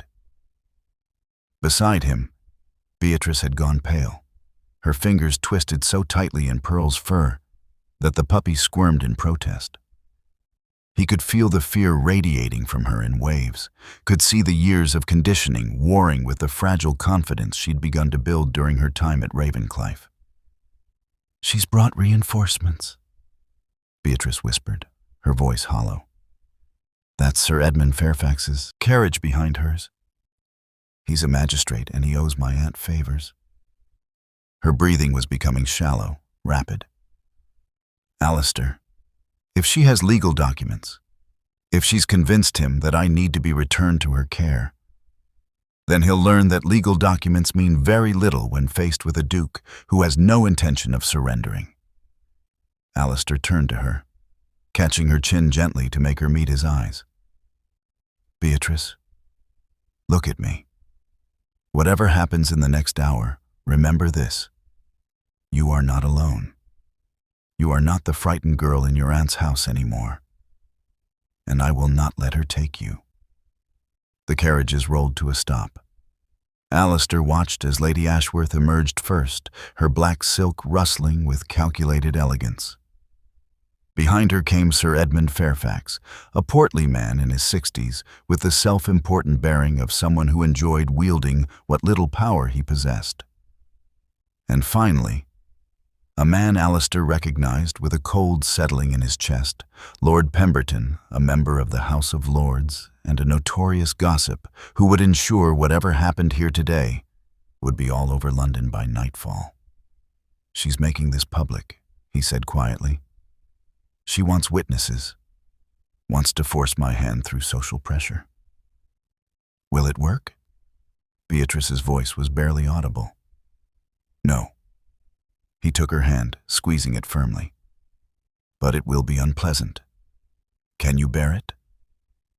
She nodded, though he could feel her trembling. Pearl, sensing her distress, licked at her wrist and whined softly.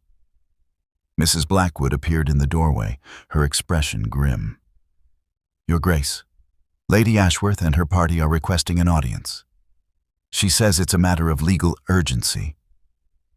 Show them into the drawing room." "And Mrs. Blackwood?" Alistair's voice dropped. "Have Thomas ready the carriage, just in case." The housekeeper's eyes widened slightly, understanding the implication, then nodded and withdrew. Alistair offered Beatrice his arm, feeling her hand tremble as she placed it on his sleeve. "Remember," he said softly as they walked toward the drawing room, "you are under my protection. That means something in this world, even to women like your aunt." The drawing room had been designed by his mother to be welcoming. All cream walls and soft furnishings meant to gentle the harsh northern light. But the moment they entered, the space felt like a battlefield. Lady Ashworth stood by the fireplace in a position of deliberate dominance, flanked by her allies like a general with her troops. She'd dressed for war in severe black, her gray hair arranged in an elaborate style that added inches to her already imposing height. "Your Grace." Her voice was cold enough to freeze fire. "How good of you to finally grant us an audience. I trust you've had time to consider the gravity of your actions." Alistair settled Beatrice into a chair near his own, noting how she clutched Pearl like a talisman. He remained standing, using his height to full advantage. "Lady Ashworth. Gentlemen, I confess I'm uncertain what actions you're referring to. Miss Halloway has been my guest at Ravenclife, which hardly constitutes a crime." "Your guest?" Sir Edmund Fairfax's jowls quivered with indignation. "Your Grace, surely you understand the impropriety of an unmarried young woman residing in a bachelor's household without a chaperone. It's simply not done." "Mrs. Blackwood has served as chaperone," Alistair said coolly. "My housekeeper is beyond reproach, as is her presence in this household." "A servant is hardly an adequate chaperone for a young lady of quality," Lord Pemberton interjected, his voice dripping with false concern. "The scandal alone, Your Grace. Think of Miss Halloway's reputation." "I am thinking of Miss Halloway." Alistair's voice hardened. Which is more than can be said for those who would force her into an unwanted marriage with a man twice her age. Lady Ashworth's expression flickered just for a moment before settling back into cold disdain.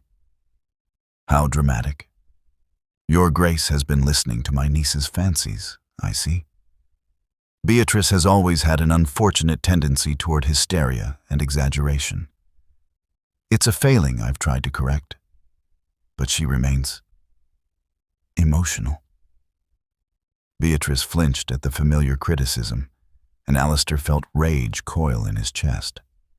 He'd seen this tactic before, the casual dismissal of a woman's words as hysteria, the implication that her very emotions rendered her unreliable. Miss Halloway has shown nothing but rationality and courage in my presence, he said, his tone like cut glass. If you wish to call her hysterical, Lady Ashworth, you'll need to provide evidence beyond your own convenient assertions. The evidence is the situation itself. Lady Ashworth's composure cracked slightly. She fled my home in the middle of a gala, stole away in your carriage like a common thief, and has been living here in scandal ever since. If that's not evidence of an unbalanced mind. She fled because she overheard your footman discussing how he intended to drown her dog, Alistair interrupted, his voice deadly quiet. Weight it proper, I believe were his exact words. The Thames don't give up what it takes. The silence that followed was absolute. Sir Edmund cleared his throat uncomfortably. Even Lord Pemberton looked taken aback. That is an outrageous accusation, Lady Ashworth said. But something in her voice had shifted. My niece's attachment to that creature was always excessive. I may have suggested that a dog was inappropriate for her station, but to suggest I would have it killed. You ordered it killed. Beatrice's voice cut through the room, quiet but steady. Alistair felt pride surge through him as she stood, still clutching Pearl, but with her chin raised and her dark eyes blazing. I heard Jonathan discussing it with the other footman. You told him to dispose of Pearl before the morning, before Lord Pembroke came to finalize the betrothal arrangements. You said no man would want a wife who valued a dog more than her duty. Beatrice, your imagination, is not imagining the bruises on her wrist. Alistair's words fell like stones. Or the ones on her arms, or the way she flinches when someone raises their voice. He looked at Sir Edmund and Lord Pemberton, letting them see the cold fury in his gaze. Gentlemen, I'm not a fool. I know what I'm looking at when I see a young woman who's been systematically brutalized by someone who was supposed to protect her. How dare you? Lady Ashworth's mask had finally shattered, revealing the vicious anger beneath. How dare you stand there and accuse me of brutality when you're the one who's compromised my niece's reputation beyond repair? You've ruined her, Your Grace. Whether through seduction or simple thoughtlessness, you've made her unmarriageable to any decent man. Then it's fortunate I have no intention of allowing her to marry an indecent one. Alistair moved to stand beside Beatrice, his presence a wall between her and her aunt. Miss Halloway is under my protection, my absolute protection, and she will remain so for as long as she wishes. Your protection? Lady Ashworth's laugh was ugly. What protection can you offer against the judgment of society, against the House of Lords? Lord Pemberton, surely you see that the Duke is being manipulated by a calculating girl who's trapped him into... I see a young woman holding a puppy, Lord Pemberton said slowly, his gaze on Beatrice thoughtful, and a Duke defending her with rather more passion than the situation would seem to warrant. He looked at Alistair. Your Grace, are your intentions toward Miss Halloway honorable? The question hung in the air. Alistair felt Beatrice go very still beside him, felt the weight of the moment pressing down on all of them. This was the trap, the corner Lady Ashworth had been maneuvering him toward. Either admit his intentions were dishonorable and lose all moral authority, or propose marriage and be seen as forced into it by scandal and manipulation. But as he looked at Beatrice, at the fierce, loyal, wounded girl who'd risked everything for a creature that depended on her, he realized the trap had no teeth. Because the answer was simple, and it had been since the moment he'd found her trembling on his carriage floor. My intentions toward Miss Halloway are to ensure she is safe, happy, and free to choose her own future, he said clearly. If that future includes remaining at Ravenclife as my guest until she determines what she wishes to do with her life, then that is what will happen. If it includes marriage to anyone of her choosing, then I will support that decision. What it will not include is a return to an environment where she was starved, beaten, and forced to watch as the only living thing that showed her love was murdered for convenience. You're risking everything for her, Sir Edmund said quietly. Your reputation, your standing in the House of Lords, your position in society, all for a girl you've known barely more than a week. Yes, Alistair's voice was utterly calm. I am. Lady Ashworth stared at him, calculation replacing fury in her ice-chip eyes. You'll regret this, Your Grace. Both of you. I'll see to it that every door in London is closed to you. Every family of quality will know that the Iron Duke was brought low by a manipulative little. I suggest you leave now. Alistair's voice cut through her words like a blade. Before I forget that you're a woman and treat you with the same courtesy I'd offer any bully who threatens someone under my protection. For a long moment, no one moved. Then Lady Ashworth swept toward the door, her allies following with varying degrees of reluctance. But she paused in the doorway, looking back at Beatrice with pure venom. This isn't over, Beatrice. You'll come crawling back within a month, begging for mercy. And when you do, I'll make certain you understand the price of defiance. She won't be back, Alistair said quietly. And Lady Ashworth? If you attempt to contact Miss Halloway again, if you spread lies about her in society, if you so much as speak her name in anything but the most respectful terms, I will use every resource at my disposal to ensure that your own position in society becomes untenable. I can be very creative when motivated, and you've motivated me considerably. Lady Ashworth's face went white with rage, but she had no response. She turned and left, her footsteps echoing down the corridor like thunder. When the front door finally closed behind them, Beatrice's legs gave out. Alistair caught her, lowering her gently back into the chair as Pearl yapped with concern. She was shaking violently, tears streaming down her face, but when she looked up at him, there was wonder mixed with the fear. You did that for me, she whispered. You risked everything. I did what was right. He knelt beside her chair, taking her free hand in both of his. And Beatrice? I would do it again, 1,000 times over. She reached out with trembling fingers and touched his face, a gesture so tender it made his chest ache. Thank you, she breathed. Thank you for being the one person who kept me safe.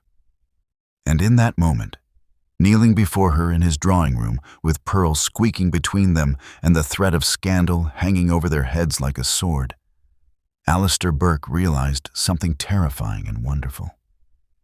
He'd spent 5 years building walls around his heart, and this fierce, loyal, broken girl had demolished every single one, without even trying. The days after Lady Ashworth's departure settled over Ravenclife like snow. Quiet, transformative, and somehow crystallizing everything that had been forming between them. Beatrice found herself moving through the manor with a new kind of freedom, as though Alistair's public declaration of protection had finally severed the invisible chains her aunt had wound around her heart. But There was something else now. Something that made her breath catch when she found him watching her across the breakfast table. Something that turned the air electric when their hands brushed as he helped her from her horse after their daily rides. The distance he'd maintained so carefully, the control that had defined the Iron Duke, was fraying at the edges. She felt it too. This pull between them that had nothing to do with protection or duty, and everything to do with the way her heart raced when he smiled, the way his voice softened when he spoke her name, the way they'd both stopped pretending this was merely a temporary sanctuary. It was Pearl, predictably, who forced the moment into being. 5 days after the confrontation, Beatrice was in the library, her favorite room, with its smell of old leather and wood smoke, when Pearl began her most enthusiastic investigation yet of the lower shelves. The puppy had grown bolder in her explorations, and Beatrice had learned to recognize the particular quality of silence that meant Pearl was getting into trouble. She found the little dog nose deep in a portfolio of what appeared to be architectural drawings, her tail wagging with the joy of discovery. Papers were scattered across the carpet in a chaos of ink and parchment. "Pearl, no!" Beatrice lunged forward, scooping up the puppy just as Alistair entered the library. He took in the scene, the scattered papers, Beatrice's mortified expression, Pearl's unrepentant face, and something in his expression shifted. Not anger, but something softer, almost amused. "I'm so sorry," Beatrice began, already kneeling to gather the papers. "She's been so good lately, I didn't think. These look important. I'll make sure they're all." "They're plans for the East Wing renovation," Alistair said, kneeling beside her. His shoulder brushed hers, and Beatrice felt her breath catch. "My father started it before he died. I've been meaning to finish it for years." He picked up one of the drawings, studying it with an expression she couldn't quite read. "I'd planned to turn it into a nursery. When I married Catherine, I thought..." He stopped, his jaw tightening. "You'd need rooms for children," Beatrice finished softly. "Yes." He set the paper down carefully. After everything ended, I put the plans away. Told myself there was no point in finishing something for a future that would never happen." Beatrice's heart ached at the grief in his voice, the old wound laid bare. "And now?" He looked at her then, really looked at her, and the intensity in his gray eyes made her forget to breathe. "Now I'm beginning to think I put away more than just architectural plans." The library suddenly felt too small, the air too thick. Beatrice was acutely aware of how close they were, of the way the firelight caught the angles of his face, of Pearl squirming in her arms as though sensing the importance of this moment. "Alistair," she began, but he shook his head. "Let me say this, Beatrice. I need to say it before I lose my courage, which is something I never thought I'd have to worry about until I found you hiding beneath a wolfskin rug." His lips quirked, but his eyes remained serious. "When I discovered you in my carriage that night, I thought I was rescuing someone in distress. I thought I was simply doing what any decent man would do. But you weren't looking to be rescued. You were saving yourself. Saving Pearl. Making the impossible choice between safety and love. And choosing love without hesitation." "I didn't have a choice," she whispered. "I couldn't let them hurt her." "You had every choice." His hand came up to cup her cheek, the gesture so gentle it made her eyes sting. "You could have left Pearl behind and saved yourself. You could have accepted your aunt's plans, married Lord Pembroke, lived a safe if miserable life. But you didn't. You chose loyalty over security, chose love over survival, and that..." His voice roughened. That changed something in me I thought was broken beyond repair. Beatrice leaned into his touch, her free hand coming up to cover his. You weren't broken. You were just wounded. There's a difference. I built walls, Beatrice. For 5 years, I built walls around anything that could hurt me. Told myself that control and distance were the same as strength. And then you climbed into my carriage with nothing but a puppy and a fierce heart. And every single wall I'd built started to crumble. I didn't mean to. I know. He smiled, and it transformed his face, making him look younger, lighter, like the man he might have been before betrayal taught him to guard his heart. That's what makes it perfect. You didn't try to breach my defenses or manipulate your way past my control. You just existed. Loyal and brave, and so desperately deserving of someone who would protect you the way you protected Pearl. And somewhere in these past 2 weeks, I stopped being the man who saved you and became the man who can't imagine his life without you in it. Beatrice's vision blurred with tears. Alistair, what are you saying? I'm saying I love you. The words came out rough, honest, like they'd been torn from somewhere deep. I love your fierce loyalty and your gentle heart. I love the way you look at the moors like they're a gift. The way you've learned to ride like you were born to it.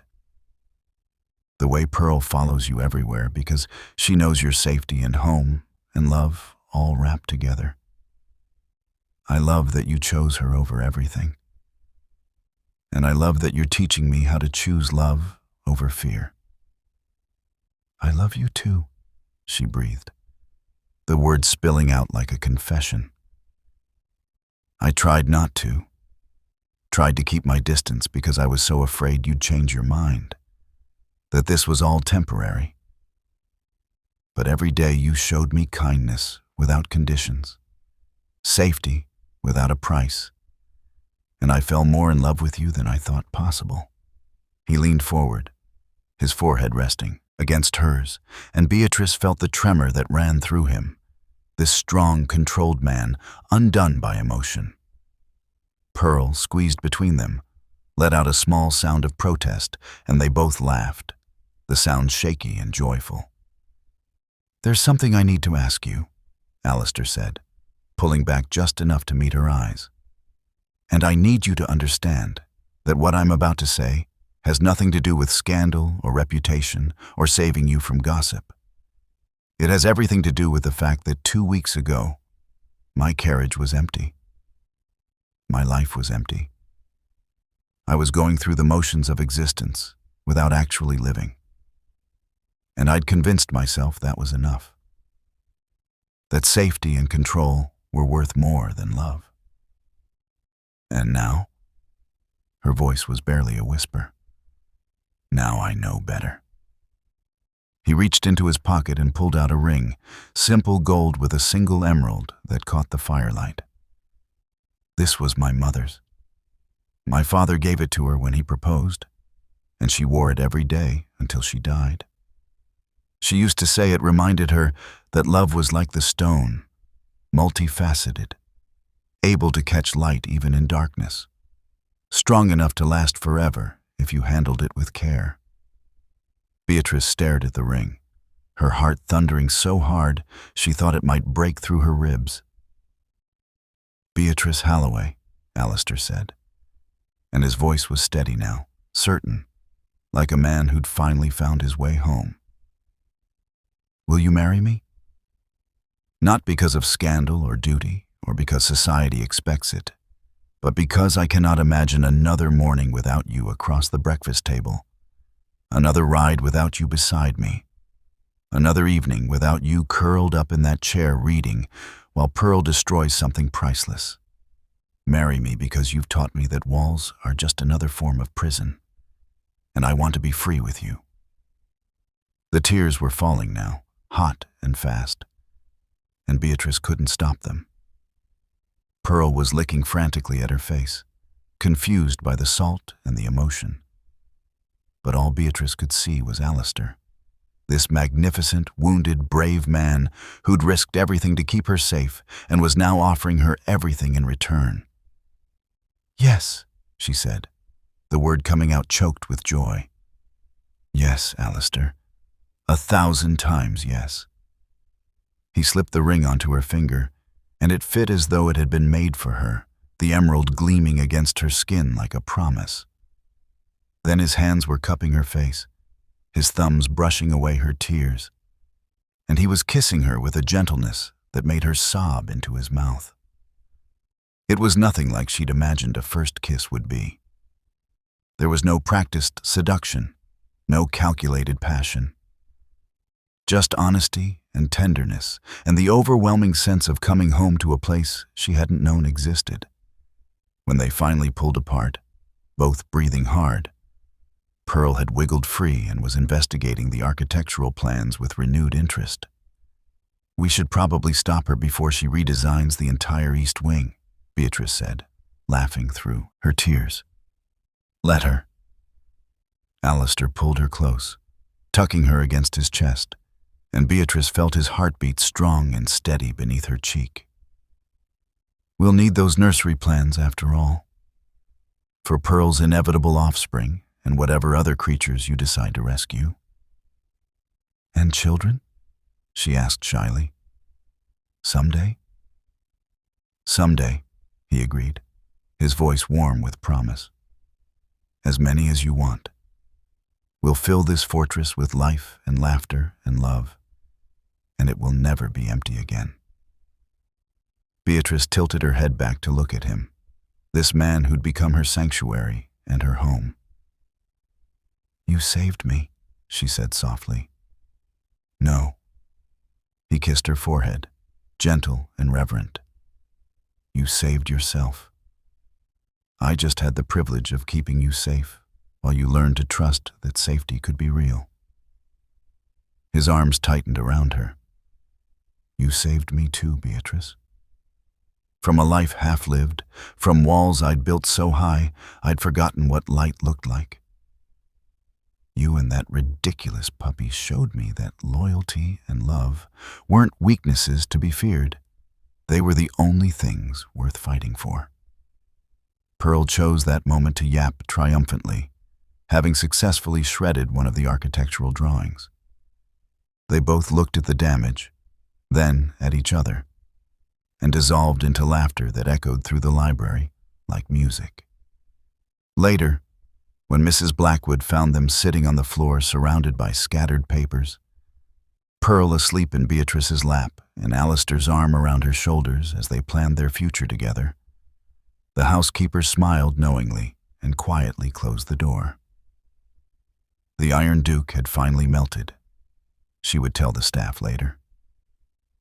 And it was about time, because Ravenclife Manor had been waiting for its Duchess. And the girl with the white puppy and the fierce heart was exactly what they'd all been hoping for. My sweet family. The Iron Duke risked his entire reputation and his seat in the House of Lords to prove that mercy is worth more than status. Beatrice finally found her sanctuary, but in the real world, stories like hers are often silenced by people like Lady Ashworth. Don't let the bullies win. If you believe that loyalty should always be rewarded, subscribe and share this video to show the world that we stand with the vulnerable. If you leave without liking, you're letting Lady Ashworth have the last word. Don't let her win. Click that button and join the Duke in his stand for justice. At the end of this video, you'll see a suggestion for another powerful story from our channel. Click it and let yourself be surprised by even more unforgettable emotions with love. The Victorian Royal Stories team.